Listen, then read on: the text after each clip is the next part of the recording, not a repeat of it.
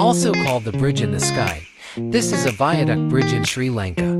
It is one of the finest examples of colonial-era railway construction in the country. It is located in Demodara, between Ella and Demodara railway stations.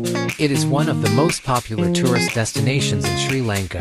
This viaduct rises above the landscape, creating a breathtaking panorama. And next to it lies a railway line carrying tourist trains. Train tracks pass through the bridge several times a day, allowing tourists to get great photos and videos.